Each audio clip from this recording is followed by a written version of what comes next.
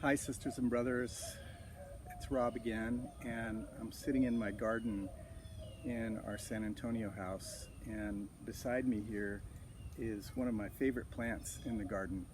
It's called milkweed, and it has these beautiful red and yellow flowers that are so attractive.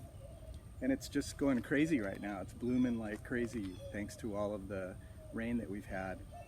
But I've planted milkweed for a very special reason. Milkweed is the favorite food for monarch butterflies. And right now, at this time of year in the spring, the monarch butterflies are beginning their long journey back up into these parts from deep within Mexico, where they overwinter.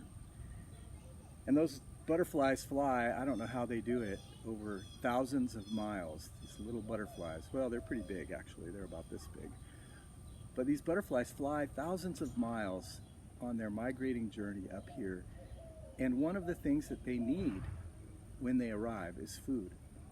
And milkweed is their favorite food. And so I feel like I get to be a small part of that process of the monarch butterflies and their beauty and their migration by planting these plants in my yard. The milkweed is interesting because its leaves and its stems have a milky substance within them that is actually poisonous to, you can maybe see that.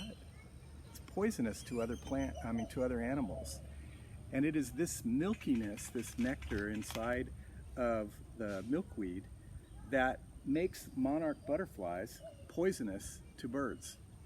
And over the period of evolutionary history, birds have learned that they can't eat monarch butterflies because if they do, they'll get sick and they may die. And so I can't fly for the butterfly. I cannot be part of their incredible journey of transformation from butterfly to planting eggs on this milkweed, which the caterpillars will eat and then leave and climb into my trees and turn into a chrysalis, which will then give birth to another monarch butterfly, which will fly all the way back to Mexico and then return here the following year. I can't do their journey for them, but what I can do is support them in their journey by providing something that also is beautiful in my garden. Right now, each of us is having to walk our own difficult journey through this coronavirus situation. And we can't walk that journey for other people, but we can support one another. We can extend something that is of value and encouragement. And one of the very simple things that we can do to encourage each other and to support each other is to make a phone call. Call one of your fellow church members and just check in on them, see how they're doing, let them know that you're thinking of them and perhaps even praying for them on a regular basis.